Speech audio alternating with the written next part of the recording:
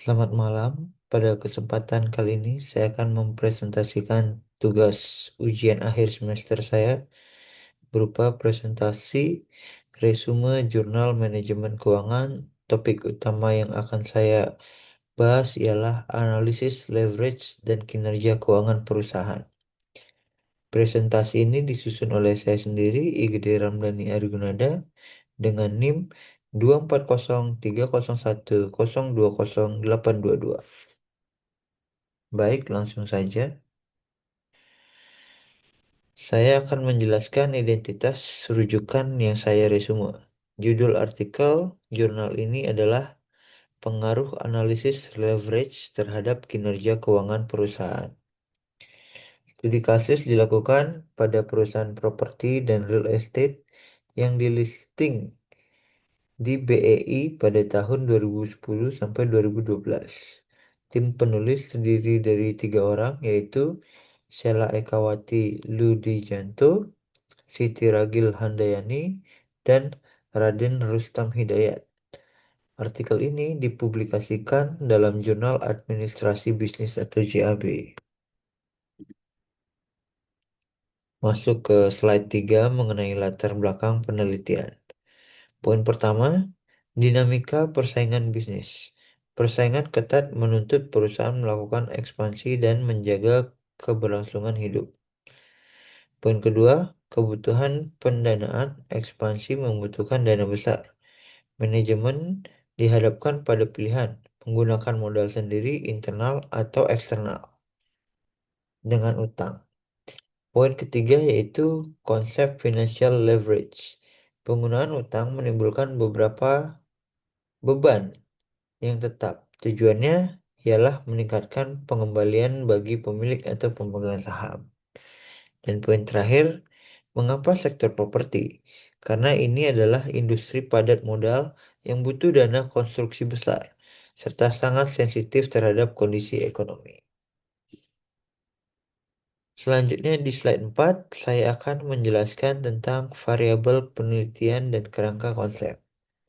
Ada 2 kelompok variabel dalam penelitian ini. Pertama, variabel bebas yaitu X adalah rasio leverage yang terdiri dari debt ratio atau DR yang berfungsi mengukur seberapa besar aset dibiayai oleh utang. Yang kedua adalah debt to equity ratio atau DER, yaitu perbandingan total utang terhadap modal sendiri. Dan yang ketiga yaitu long term debt to equity ratio atau LDER, yang fokus pada penggunaan utang jangka panjang.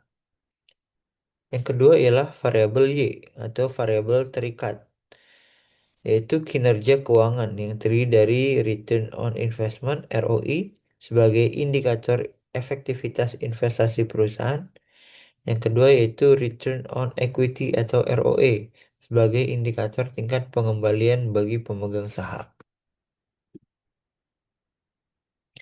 Masuk ke slide 5, saya akan memaparkan metodologi penelitian. A.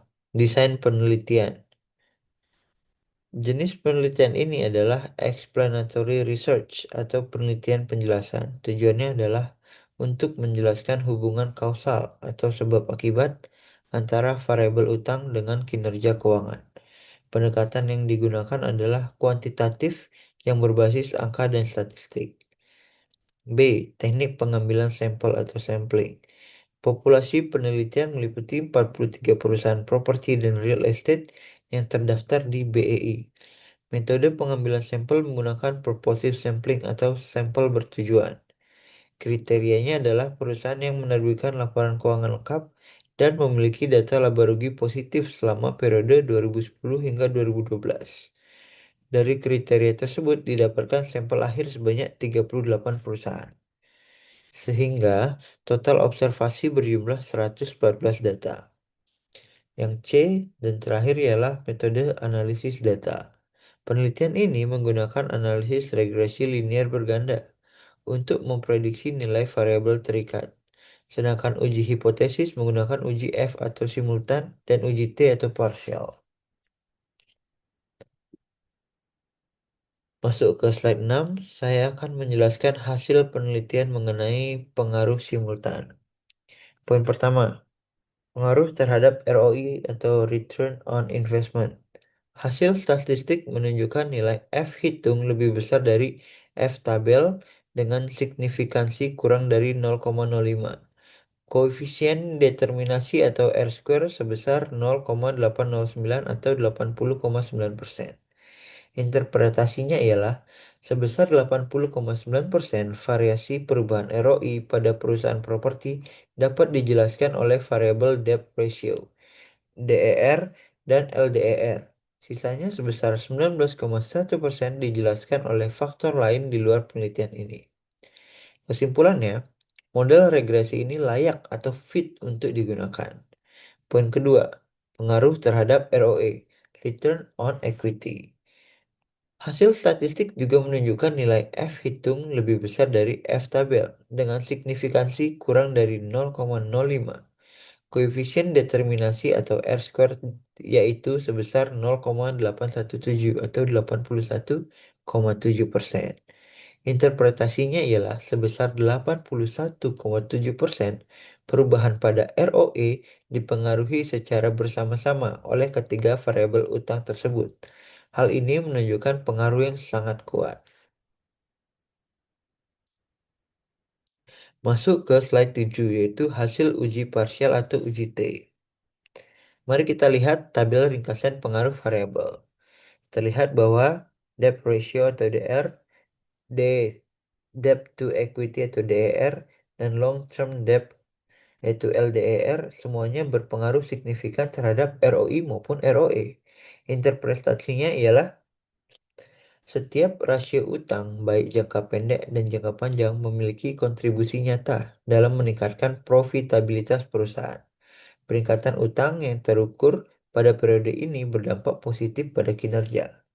Secara rinci, pertama, debt ratio atau DR hasilnya berpengaruh signifikan terhadap ROI dan ROE. Penjelasannya, seberapa besar total aset dibiayai oleh utang berdampak langsung pada profitabilitas. Semakin efektif pengelolaan aset dari utang, kinerja makin naik.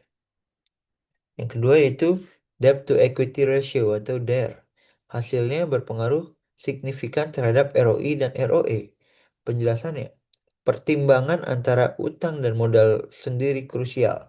Dalam periode penelitian 2010 hingga 2012, penambahan utang masih dalam batas wajar sehingga mampu mendongkrak laba. Dan yang ketiga itu long term debt to equity ratio. Hasilnya ialah berpengaruh signifikan terhadap ROI dan ROE. Penjelasannya, sektor properti adalah industri padat modal jangka panjang. Utang jangka panjang terbukti efektif digunakan untuk investasi proyek yang menghasilkan return tinggi. Nah, masuk ke slide 8 yaitu kesimpulan. Ada 3 poin utama yang dapat disimpulkan dari penelitian ini. Poin pertama ialah leverage adalah determinasi utama. Berdasarkan tingginya nilai R-square di atas 80%, dapat disimpulkan bahwa kebijakan struktur modal atau capital structure merupakan faktor penentu utama tinggi rendahnya kinerja keuangan di sektor properti. Manajemen tidak bisa mengabaikan pengelolaan utang. Poin nomor 2, efektivitas penggunaan utang. Hasil penelitian menunjukkan hubungan yang positif dan signifikan. Artinya, keputusan perusahaan properti untuk mengambil pendanaan eksternal berupa hutang pada tahun 2010 dan 2012 adalah langkah yang tepat. Dana dipinjam tersebut berhasil dikelola menjadi aset produktif yang menghasilkan keuntungan melebihi biaya bunga pinjaman. Poin yang terakhir yaitu implikasi bagi investor. Bagi investor, rasio leverage yaitu DR, dan LDER dapat dijadikan indikator utama dalam memprediksi prospek keuntungan ROI atau ROE perusahaan properti sebelum membeli sahamnya. Terima kasih banyak atas perhatiannya. Demikian presentase resume Jurnal Manajemen Keuangan yang dapat saya sampaikan. Sekian dan terima kasih.